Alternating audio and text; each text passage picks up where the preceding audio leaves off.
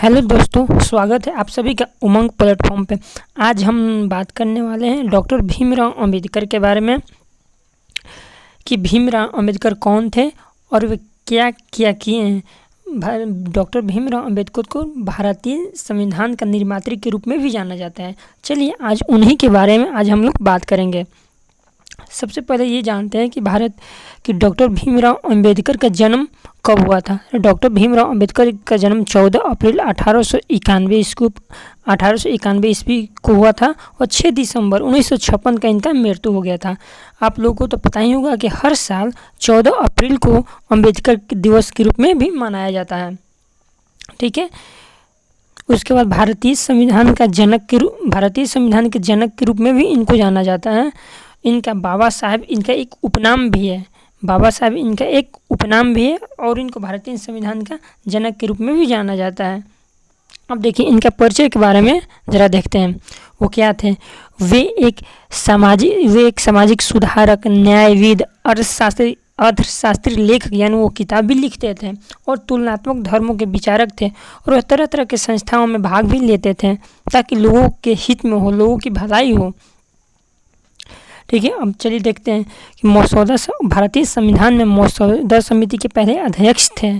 प्रथम विधि मंत्री थे। भारत के प्रथम विधि मंत्री कौन थे? तो भीमराव अंबेडकर थे। और इनका जब 1956 में मृत्यु हो गया था तो इनको मरणोपरांत भारत रत्न 1990 ईस्वी में दिया गया था। डॉक्टर भीमराव अंबेडकर को भारत रत्न कब दिया गया था? तो 1990 ईस्वी को दिया गया था। वो मरणोपरांत दिया था क्योंकि इनका मृत्यु 1956 में ही हो गया था। अब देखिए इनका क्या क्या भारतीय इतिहास में इनका क्या क्या योगदान रहा है।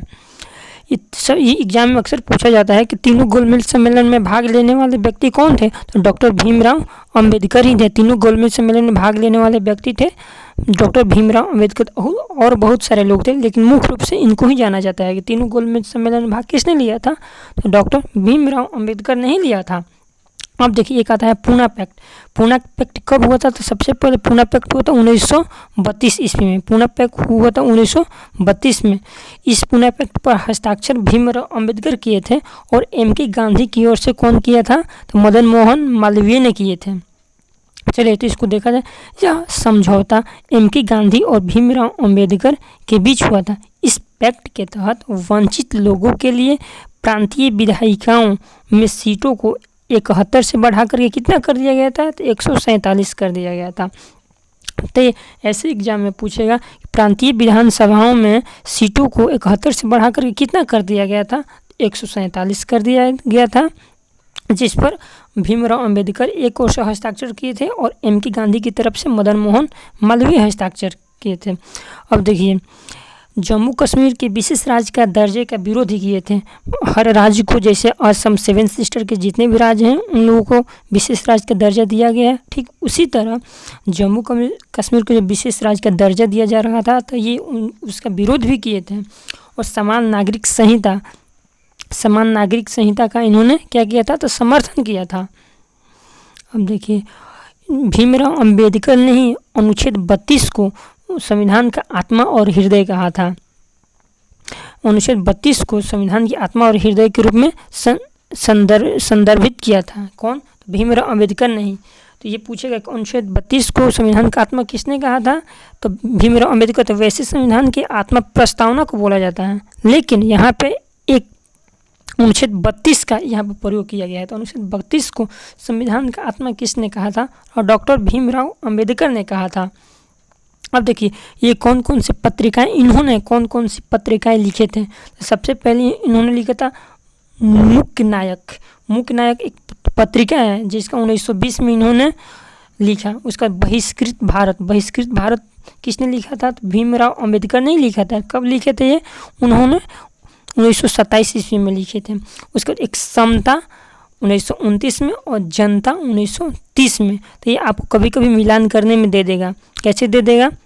तो सबसे पहले मूल नायक के तौर पर होता है। तो सबसे पहले मूल नायक सबसे बलवान होता है तो नायक सबसे पहले आएगा 1920 में ही आएगा।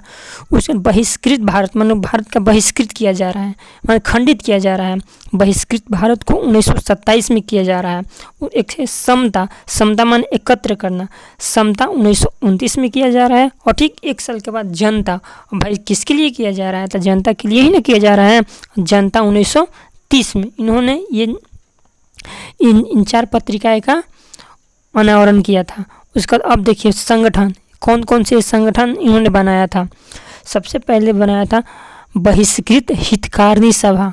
बहिष्कृत हितकारिणी सभा के संस्थापक कौन थे या स्थापना इन्होंने किसने किया था, तो डॉक्टर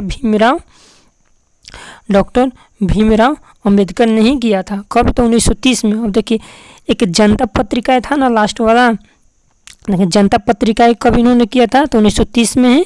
और बहिष्कृत हितकारिणी सभा का उन्होंने 1930 में ही स्थापना किया था। उसको स्वतंत्र लेबर पार्टी, यहाँ पे ध्यान देना है, लेबर पार्टी स्वतंत्र मान स्वतंत्र लेबर पार्टी की स्थापना किसने किया था, तो भीमराव अंबेडकर ने किया था। तो इन्होंने कब किए थे, तो 1936 ईस्वी में किया था।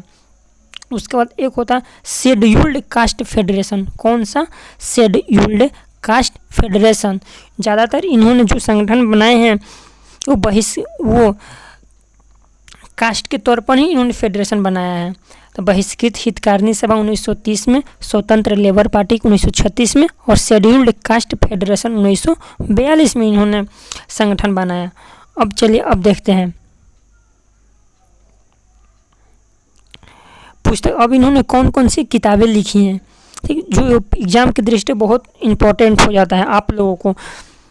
जैसे कि जाति का विभाजन, इन्होंने जाति का विभाजन बुक लिखा है। एनिहिलेशन ऑफ कास्ट, उसका बुद्ध या कार्ल मार्क्स। इन्होंने एग्जाम में देखिए हर बुक में नहीं मिलेगा कि बुद्ध के रचयिता कौन है, तो आप लोग दूसरा मार दीजिएगा, लेकिन बुद्ध के रचयिता कौन है, डॉक्टर भीमराव अंबेडकर ही हैं। और कार्ल मार्क्स के लेखक कौन है, डॉक्टर भीमराव अंबेडकर ही हैं। अब एक होता है अछूत, वे कौन थे और कैसे बने। ये बुक इन्होंने लिखा है, अछूत वे कौन थे और कैसे बने। ये भीमराव अंबेडकर द्वारा रचित बुक है। इसको इंग्लिश में दे देता है ऐसे, the untouchable, who are they and why they become untouchables. यानी कि they untouchable, we are they and why they become untouchable. यानी कि अछूत वे कौन थे और कैसे बने। इस बुक के लेखक कौन है, तो डॉक्टर भीमराव अंबेडकर ही हैं। उसके बाद आप देखिए त्यागपत्र से संबंधित हिंदू कोड बिल पर मतभेद के कारण इन्होंने वर्ष 1951 में कैबिनेट से त्यागपत्र दे दिया। कैबिनेट मंत्री आप लोग को पता ही है, जब हिंदू कोड बिल पर मतभेद हो गया था, जिसके कारण 1951 ईस्वी में इन्होंने कैबिनेट से त्यागपत्र दे दिया। तो ये पूछा जाएगा ऐसे कि डॉक्टर भीमराव अंबेडकर ने कैबिनेट से त्यागपत्र कब दे दिया गया, तो 1951 में जब चुनाव हुआ था। फर्स्ट चुनाव 1951 में स्टार्ट हुआ था, तो उसी समय ये कैबिनेट से त्यागपत्र दे दिए थे। उसके बाद चलिए देखा जाए, उनकी मृत्यु को महापरिनिर्वाण के दिवस के रूप में मनाया जाता है। उनकी मृत्यु को महापरिनिर्वाण दिवस के रूप में भी मनाया जाता है। तो उनका मृत्यु कब हुआ था, तो अब जैसा कि आप लोगों को पता है कि उनका मृत्यु 1956 में हुआ था, 6 दिसंबर 1956 का इनका मृत्यु हुआ था।